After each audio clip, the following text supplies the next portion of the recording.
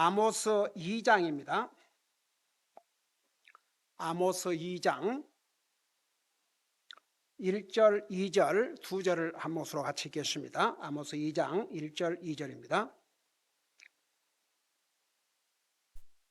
같이 읽습니다. 시작.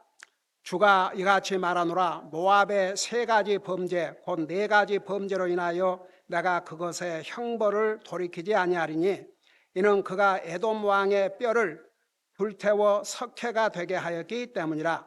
그러나 내가 모압에게 불을 보내어 그리옷의 궁궐들을 삼키게 하려니 모압이 떠드는 소리와 외치는 소리와 나팔 소리와 더불어 죽으리라. 아멘. 앉으시 바랍니다. 우리 하나님께서는 이스라엘을 심판하실 뿐만 아니라 이방 나라도 심판하십니다. 왜냐 그러면 하나님은 이스라엘과의 특별 관계가 있지만 모든 민족들은 하나님의 다스림을 받아야 될 의무가 있습니다. 하나님의 주권적인 다스림을 거역하는 민족들은 하나님께서 반드시 심판하신다는 것이 비록 오늘 우리가 배우는 아모스뿐만 아니라 에스겔서, 이사야서, 에레미야서 우리가 계속 앞으로 배울 소선지서 내용을 보면 하나님의 심판을 피할 민족은 그 어느 나라도 없습니다.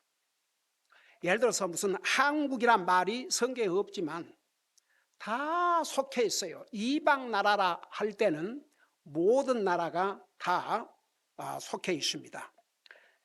자, 그동안에 우리가 그 1장에서는 우리 하나님께서 이방인들을 심판하시는데 특별히 이스라엘 백성들을 어떻게 다루었는가, 이스라엘 백성들에게 어떤 악을 저질렀는가, 자, 그런 면에서 심판을 하신 내용이 기록되어 있는데, 이제 2장에 들어가서 이 모압은 왜 하나님께서 그들을 심판하셨는지 그 내용을 여기서 보여주고 있습니다. 자, 모압은 누구의 후손입니까? 모압, 롯의 후손이에요. 롯의 후손. 롯의 큰딸의 아들이 올시다. 그래서 이 모압의 죄에 대해서 이렇게 말씀하고 있는데, 이 모압 같은 경우는 이스라엘 백성들에게 악을 행해서가 아니고 에돔에게 행한 그 악 때문에 심판을 받게 됩니다. 자, 그걸 생각하시면서 1절을 보세요. 주께서 이같이 말씀하노라. 모압의 세 가지 범죄 곧 네 가지 범죄로 인하여 내가 그것의 형벌을 돌이키지 아니하리니, 그들이 반복해서 범한 그 죄들 때문에 형벌을 돌이키지 않았다고 그랬습니다. 그 이유가 뭐냐? 이는 그가 에돔 왕의 뼈를 불태워 석회가 되게 하였기 때문이라. 자, 잠깐 생각해 봐요. 이 모압이 에돔 왕의 뼈를, 그러니까 에돔 왕은 이미 죽었어요. 죽었는데 그 왕의 뼈를 다시 파가지고 불태워서 석회가 되게 하였기 때문이라. 뼈를 불태워서 석회가 될 정도면 얼만큼 철저하게 불태웠는지. 근데 보세요. 옛날 시대, 그러니까 성경 시대를 포함해서 옛날에는 이 사람이 죽으면 그 주로 가족을 묻기 위한 그 장소를 구입해서 가족을 다 같이 이제 그 장소에 묻었어요. 그래서 진짜 죽은 사람에 대해서는 이렇게 이제 그 육체는 썩어서 이제 묻히지만 영혼은 구원받지 못한 사람은 지옥 가고 구원받은 사람은 하늘나라 가지만 그 육체도 하나님이 주셨지 않습니까? 여러분, 원래 하나님께 사람을 만드실 때 그 순서가 뭘 먼저 만드셨어요? 우리 육체를 흙으로 먼저 만드셨거든요. 그리고 그 다음에 코에다가 생명의 기운을 불어넣어 주니까 이제 산 혼이 됐다, 이렇게 성경은 말씀하고 있죠. 그래서 이제 사람이 죽으면 이 장례를 상당히 이렇게 평화스럽게 주로 이제 가족장으로 이렇게 해온 게 전통이었습니다. 여러분, 야곱이 죽었을 때도 보세요. 반드시 그 이집트에다 묻지 말고 하나님께서 약속하신 가나안 땅으로 나를 데리고 와서 묻어달라고 그러지 않습니까? 요셉도 마찬가지죠. 언젠가 하나님께서 오셔서 이스라엘 민족을 이집트에서 해방시켜 주실 터인데, 그럴 때는 내 뼈를 반드시 가지고 나가라고 이렇게 명령했지 않습니까? 이스라엘 백성들이 그렇게 했어요. 여러분, 창세기 25장 8절, 35장 29절, 49장 33절들에 보면요, 아브람과 이삭과 야곱이 죽었을 때 성경이 뭐라고 기록하고 있는 거 아니? 숨을 거두어 자기 백성에게로 거두어지리라, 거두어진다, 이렇게 기록하고 있어요. 그러니까 이제 영혼은, 구원받은 영혼은 하늘나라 가지만 이제 구약 시대는 낙원으로 갔죠. 낙원. 자, 구원받지 못한 사람은 구약 시대나 신약 시대나 지옥을 갔고, 근데 이렇게 육체가 죽으면 숨을 거두어 자기 백성으로 거두어진다, 이렇게 성경에 기록하고 있어요. 그러니까 이제 가령이 돼서 아브라함 그 아내가 죽었지 않습니까? 나중에 아내 사라 죽은 그 옆에다가 자기 무덤을 이제 준비했다가 그 자녀들이 묻었죠. 이삭과 야곱이. 그래서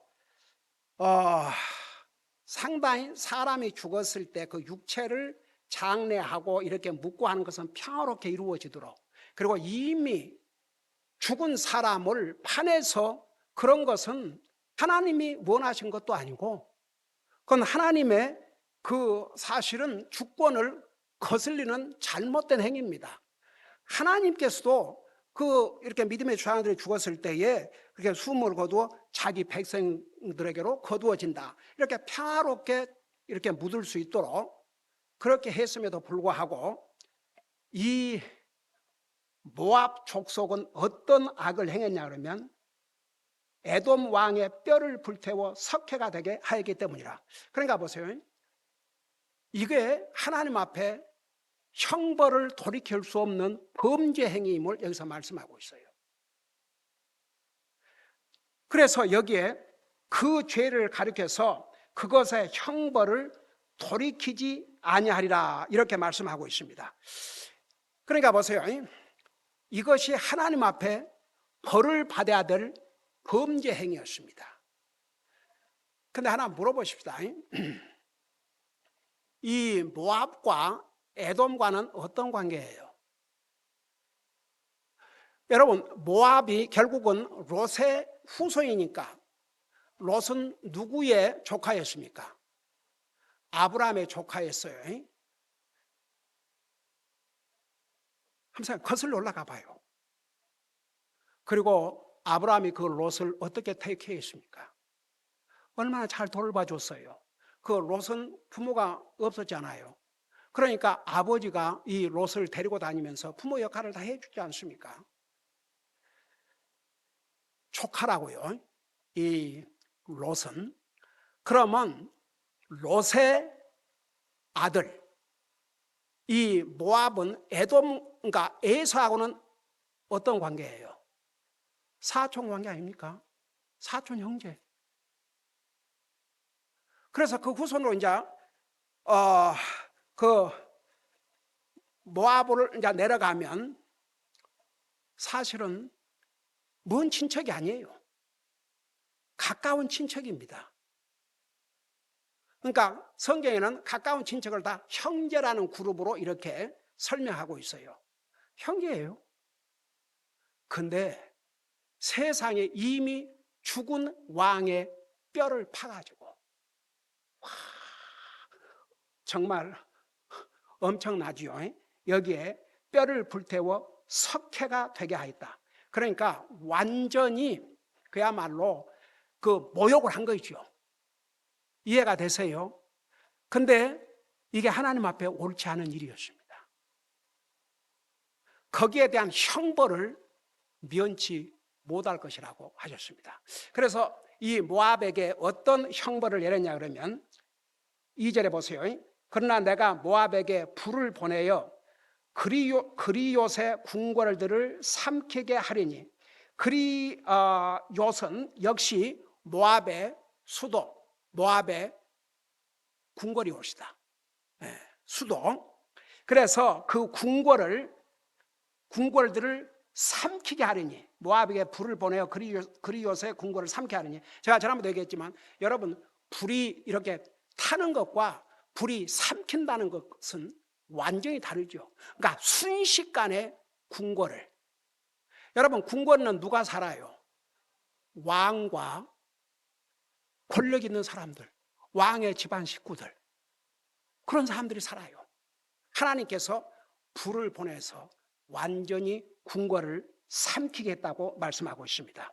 그러면서 모압이 떠드는 소리와 외치는 소리와 나팔 소리와 더불어 죽으리라. 그러니까 떠드는 소리, 외치는 소리, 그러니까 전쟁이 일어나면 사람들이 아우성 치지요. 지난번에 암몬도 그랬고, 그리고 이제 이 나팔 소리, 나팔 소리는 두 가지 의미를 가지고 있습니다. 하나님의 심판, 그리고 그들이 멸망당할 것을 알리는 이런 나팔 소리와 외치는 소리와 떠드는 소리로 죽으리라.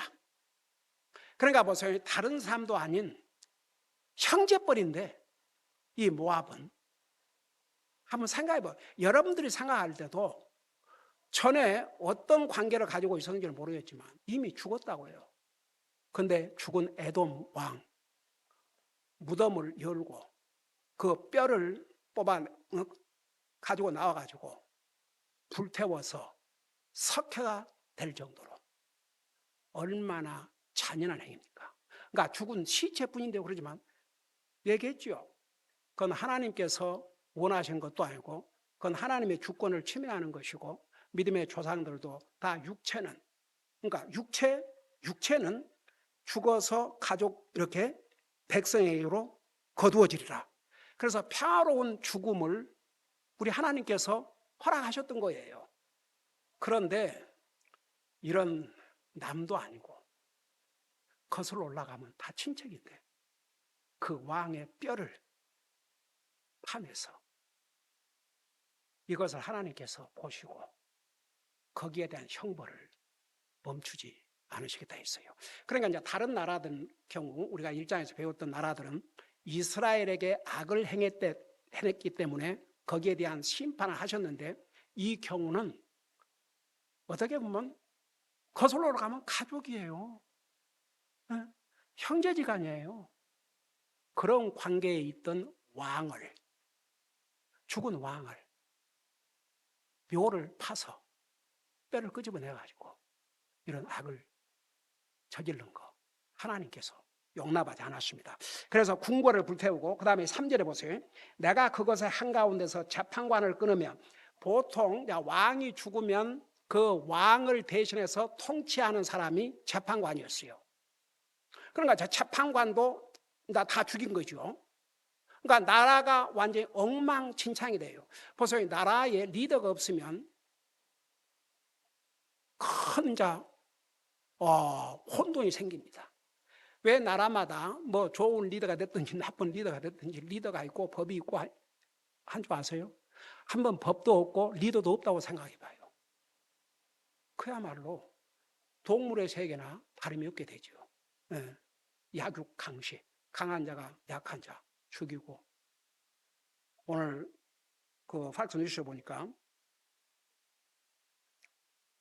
어디에서 된 낮에 도둑이 쳐들어와갖고, 지난번에 뭐 한 달 전인가도 그런 뉴스를 봤는데 완전히 난장판을 하고 있는데 경찰을 불러도, 그리고 다른 데는 몇 시간 후에 왔다는데 이번에는 아예 경찰이 그냥 아예 안 와버린 거예요.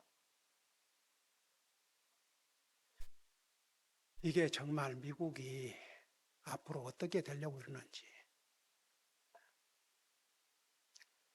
자, 그래서 재판관을 끊으며 그것의 모든 통치자를 그와 함께 죽이리라. 그러니까 이미 에돔 왕은 죽었고, 재판관이 지금 다스리고 있는데 그 재판관도 죽이고, 그리고 그와 함께 통치를 했던 모든 통치자를 그 재판관과 함께 죽이리라. 그리고 주가 말하노라. 그러니까 주님께서 하신 말씀은 반드시 이루어진다는 거. 그래서 이제 모압이 심판받은 것은 특별히 이스라엘에 대한 악을 행했기 때문에 받은 게 아니고 바로 형제뻘인 에돔 왕에게 행한 이 악 때문에. 자, 그 다음에 4절부터 5절까지는 이제 유다에 대한 심판입니다. 4절 보세요.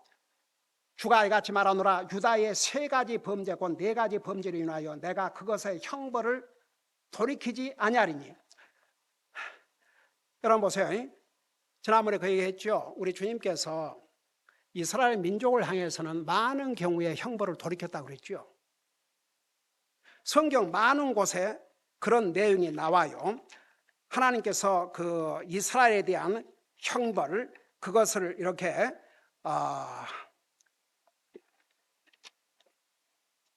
돌이켰다는 거. 여러분 잠깐 시편 106편을 봐봐요.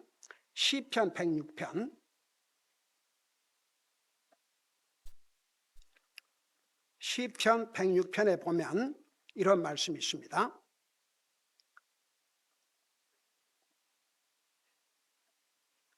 23절을 보세요.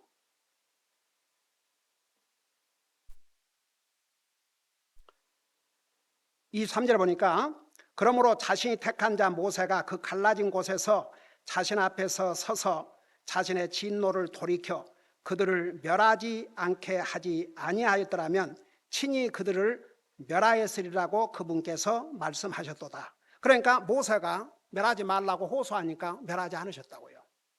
그 다음에 45절을 보세요. 똑같은 106장 45절. 거기 보면 그들을 위하여, 이스라엘 백성들을 위하여 자신의 언약을 기억하시고 자신의 풍성한 긍휼에 따라 뜻을 돌이키시며, 그러니까 이스라엘 백성들을 향해서 진노를 하시려고 했다가도 뜻을 돌이키셨어요. 그러니까 많은 경우에 뜻을 돌이키셨는데 이 경우는 유다라도 그들에게 내릴 형벌을 돌이키지 않겠다 하셨습니다. 그러면 도대체 유다의 무슨 죄, 특별히 무슨 죄 때문에 하나님께서 형벌을 돌이키지 아니하시고 유다도 형벌을 하시는가? 자, 몇 가지로 말씀하고 있습니다. 4절 보세요. 그들이 중간에 주의 율법을 멸시하며, 첫째, 하나님께서 아무리 유다 민족이라도 형벌을 돌이키지 않으시고 형벌하셨던 첫째 이유가 주의 율법을 멸시했다고 그랬습니다. 여러분, 창조 이래로 결국 누가 지옥 간 줄 아십니까? 하나님의 말씀을 멸시한 자들. 우리 인류의 최초의 조상 아담과 이브, 결국 하나님 말씀을 그 먹는 날에는 죽는다는, 그 먹는 날에는 반드시 죽으리라, 세상의 그 명령을 어떻게 무시하고 사탄 말을 듣습니까? 만일에 하나님 말씀에 순종하고 선악을 알게 하는 나무에서 나오는 열매를 먹지 않았더라면 낙원에서 영원한 영생을 누리면서 거기서 태어난 자손들도 다 그렇게 살았을 것인데 그 대가가 뭡니까? 인류를 죽음으로 몰아왔습니다. 그들만 죽은 것으로 끝난 게 아닙니다. 결국은 하나님이신 예수님이 사람의 몸으로 이 땅에 오셔서 우리 인생의 죄값으로 죽으셔야 하는 그런 무서운 결과를 가져왔지 않습니까?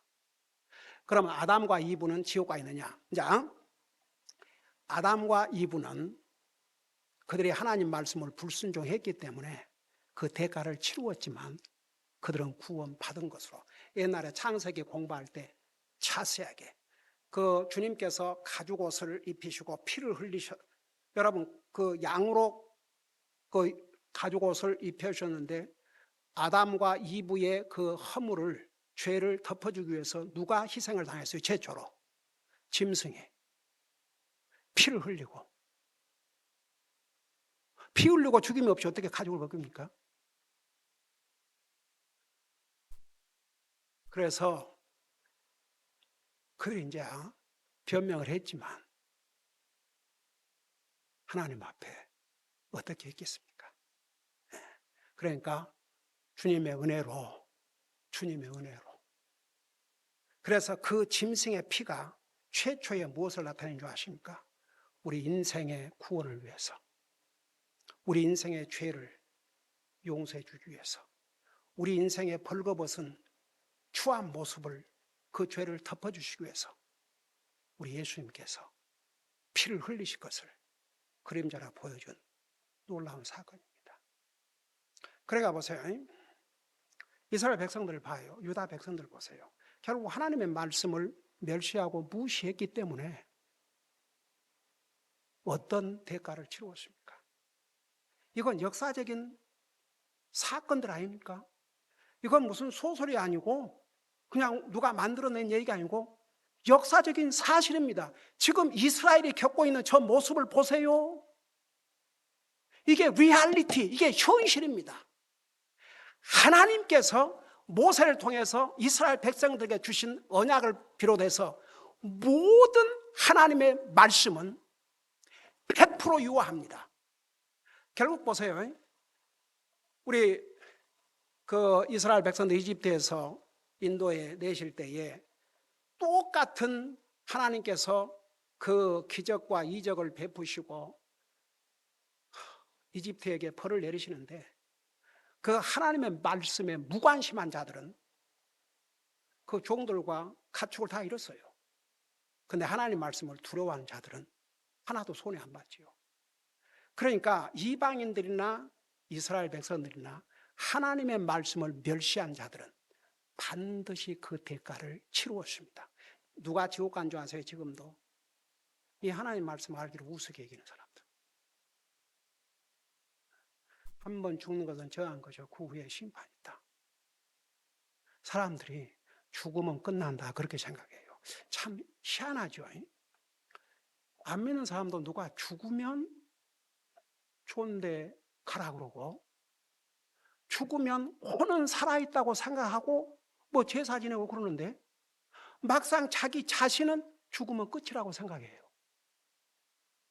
사탄의 거짓말에 완전히 속아 있는 거죠. 자, 어떻든 보세요. 첫째가 주의 율법을 멸시하며, 그러니까 여기에 대해서는 하나님께서 심판을 돌이키지 아니하셨기 때문입니다. 그 다음에 두 번째는 그의 명령들을 지키지 아니하고, 여러분 주님의 율법을 무시한 자들이 그분의 명령을 지키겠어요? 안 지키죠. 근데 여기 이제 왜 율법과 명령들을 이렇게 구별해서 얘기를 하느냐? 여러분 이제 주님의 그 율법 대표적으로는 십계명이지만 그 외에 여러분이 그 출애굽기, 레위기, 민수기 이렇게 쭉 읽다 보면 수많은 법규들이 나옵니다.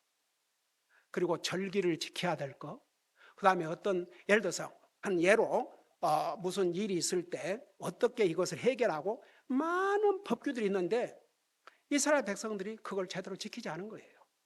십계명 율법은 말할 것도 없고 다른 모든 그 계명들을 지키질 않았습니다. 이거 우리 주님께서 형벌을 돌이킬 수 없는 잘못으로, 범죄로 말씀하고 있습니다. 그 다음에 자기들의 거짓말, 곧 자기 조상들이 따라가던 그 거짓말로 말미암아 잘못하였기 때문이라. 자, 세 번째는 거짓말. 그들 조상들이 거짓말한 것을 그들이 따라 배웠어요. 여러분 보세요. 부모가 거짓말하면 자식들 금방 따라 배워요. 거짓말은 얼마나 쉬운지 아세요? 진실을 이야기하기는 어려워도 거짓말하는 건 너무 쉬워요. 순간적으로 자기 이렇게 잘못했는데 그걸 커버하기 위해서 거짓말을 한다든지, 순간적으로 생각 없이 거짓말하는 경우가 얼마나 많습니까? 거짓말은 죄의 속성이에요. 근데 할 수만 있으면 거짓말 안 하고 살아야 됩니다. 우리 믿는 사람들은 다 같이. 할 수만 있으면 거짓말 안 하려고 노력을 해야 됩니다. 우리는 정직해야 됩니다. 모든 면에서. 하나님께서 다 보고 계셔요. 이스라엘 백성들이요, 조상들의 그 믿음의 조상 아브라함과 이삭과 야곱의 그런 믿음은 본받지 않고 그 위에 온 조상들의 거짓말은 잘도 배웠고, 거짓말, 거짓 선자들, 그 거짓 선자들을 믿는 거짓 우상들, 거짓 신들, 이런 걸 믿는 데는 아주 열심이었습니다. 여러분 보세요. 거짓말은 사탄이 우리에게 주는 것입니다. 사탄의 이름이 속이는 자, 거짓말쟁입니다. 우리가 거짓말하면 누가 좋아하고 손뼉치겠어요? 사탄이 좋아하고 손뼉치죠. 할 수만 있으면 거짓말하지 않도록. 제가 옛날에 제가 그냥 전도 방문하면서 거짓말을 그냥 거의 매일 한 거짓말이 있었어요. 그게 뭐냐 그러면, 지금 이제 다 스케줄 정해가지고 이제 오늘 여기 방문하고 그 다음에 어디를 방문하고 그 다음에 어디를 방문하고 그러는데, 한국 사람들은 이렇게 대접하는 걸 좋아하지 않습니까? 그건 아주 좋은 거예요. 근데 이제 어디에 가서 그 금방 복음 전하는데 구령 상담하는데 한두 시간 안에 끝납니까? 몇 시간이 걸리죠. 자, 그러고 나면 당연히 그분들은 대접하려고 그러죠. 근데 지금 나는 시간이 없어요. 그 다음을 또 가야 되니까. 그리고 거기 앉아서 이제 밥을 먹기 시작하면, 그러니까 두 가지 거짓말. 배가 안 고픕니다. 아니면 다른 데서 먹고 왔습니다. 사실은 아닌데. 그러고 몇 사람에게 몇 시간씩 전하고 나면 완전히 그냥 창자가 그냥 뭐라 그래? 창자가 뭐라 그러지, 그거? 당기도록 배가 고픈데.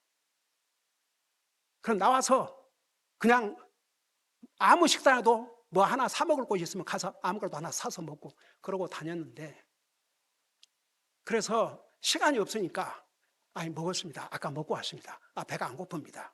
그렇게 얘기를 했어요. 근데 어느 날 가만히 생각해보니까 그게 무슨 누구를 해치려고 하는 거짓말은 아니지만, 그렇게 거짓말을 안 하고 할 수 있는 방법은 없는가? 그래서 그때부터 바꿨어요. 감사한데 제가 다음 약속이 급해가지고 아무래도 가야 될 것 같습니다. 감사합니다. 그러니까 뭐가 달라진 줄 아세요? 그때부터는 갑자기 목사님 잠깐만요 그러더니 막 방을 들어갔다 하더니 나오는데 봉투를 sol다 떡 지어진 거예요. 그게 뭡니까? 그러니까 목사님 이렇게 시간이 없으시다고 식사도 못 하시는데 그럼 어디 가셔서라도 좀 뭐 이렇게 사모님과 좀 사드시고 가서, 제가 그렇게도 안 하면 제가 너무 죄송해서 목사님 이대로 보낼 수가 없습니다.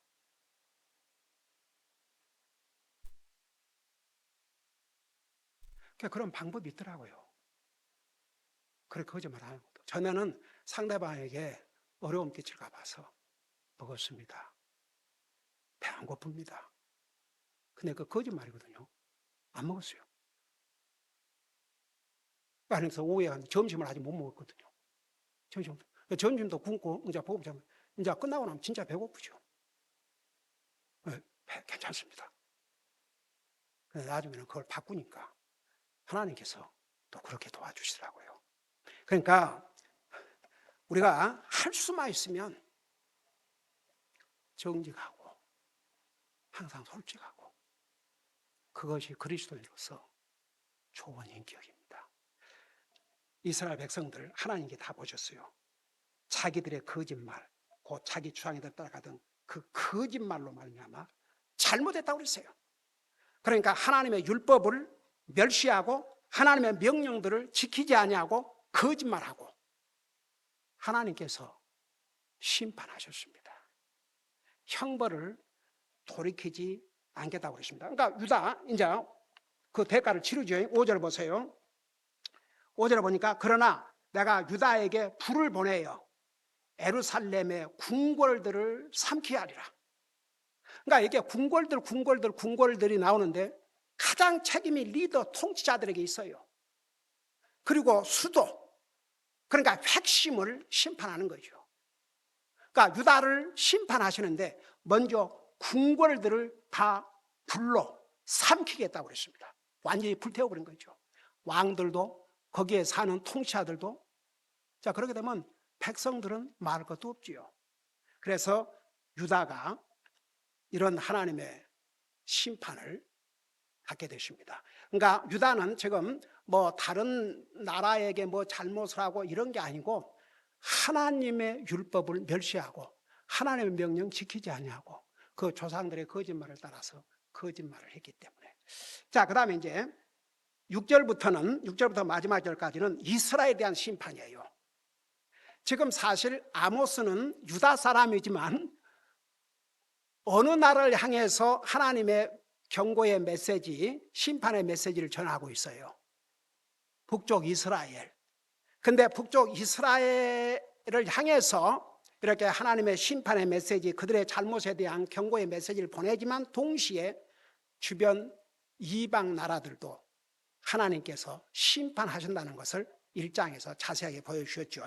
그리고 이제 2장 7절, 이제 우리 6절에서 마지막까지는 이스라엘에 대한 범죄, 그걸 심판하시는데 주가 같이 말하노라. 이스라엘의 세 가지 범죄 곧 내가 범죄로 인하여 내가 그것의 형벌을 돌이키지 아니하리니. 그러니까 역시 이스라엘 백성들을 향해서 얼마나 많이 참으시고 형벌을 내리시려고 했지만 그 형벌을 돌이키시고 얼마나 은혜와 자비를 반복해서 베풀으셨지 않습니까?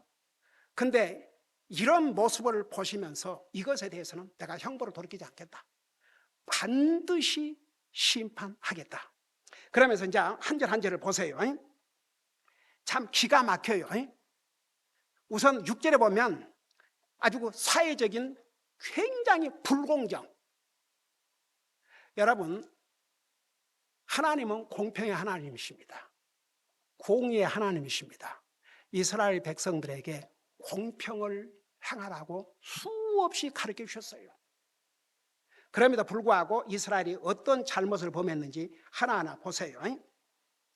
6절에 보니까 이는 그들이 은을 위해 의로운 자를 팔며, 돈 때문에 사람을 파는 거예요. 자기 형제를. 기가 막히죠. 그 정도 부패해졌습니다. 은을 위해, 금도 아니고 은을 위해 의로운 자를 팔며 신 한 컬레를 위해 가난한 자를 팔았기 때문이라. 여러분 보세요. 아주 사람을 알기를 헌 신장만 또 못하는 이 하나님께서 이에 대한 범죄에 대해서는 내가 형벌을 돌이키지 않겠다고 그랬어요. 그리스도인은 남을 이용하거나 남에게 해를 끼치는 삶을 살면 안 됩니다. 이 정도로 부패했어요. 네? 의로운 자를 은을 위해서 팔았다 그랬습니다. 의로운 자를, 하나님의 백성을. 의로운 자는 하나님의 백성들밖에 없어요. 이스라엘 백성들 중에서도 신실하게 하나님 믿는 하나님의 백성들이 있었죠. 그런데 그들을 은을 위해서 팔아먹었다 그랬습니다. 여러분, 느헤미야에 보면 세상에 이스라엘 범죄해갖고 나라도 다 빼앗기고 그런 상황에서 형제들이, 가난한 형제를 노예로 삼았지 않습니까? 얼마나 책망을 받았습니까? 우리 주님 다 보고 계세요. 은을 위해 의로운 자를 팔며 신 한 켤레를 위해 가난한 자를 팔았기 때문이라. 이게 말이 됩니까? 그러면서 그 다음에 더 기가 막혀요. 7절 보세요. 그들이 가난한 자의 머리에 있는 땅의 티끌을 탐내며, 여러분, 가난한 자의 머리에 있는 티끌이 탐낼 것입니까? 한번 생각해 봐요. 가난한 자의 머리에 있는 땅의 티끌이 뭐가 값지나간 것이겠습니까? 무엇이겠습니까? 그러니까 가난한 자가 가지고 있는 지극히 보잘것없는 거이라도 가난한 자도 그가 가지고 있는 거 있으면 그거 빼앗으려고. 이걸 하나님이 보셨어요. 형벌을 돌이키지 않겠다 하셨습니다. 온유한 자의 길을 굽게 하고, 여러분 성경에 온유한 자는 어떤 사람인 줄 아십니까? 온유한 자는 복이 있나니 땅을 기업으로 받을 것이며, 특별히 천령 왕국 때 온유한 자는 마음이 강팍하지 않는 사람, 그러니까 구원받을 사람이에요. 구원받은 사람. 구원받지 못할 사람은요, 마음 자체가 강팍해요. 그럼 마음이 강팍한 사람도 사람한테는 잘할 수 있어요. 와, 사람한테는 저 너무너무 착해, 너무너무 좋은 사람, 뭐 가정에서 좋은 자식이 될 수 있고 좋은 형제가 될 수 있어요. 근데 하나님을 향해서 하나님 말씀에 대해서는 상관도 하지 않는 이 마음이 얼마나 못된 마음이고 강팍한 마음인지 아세요?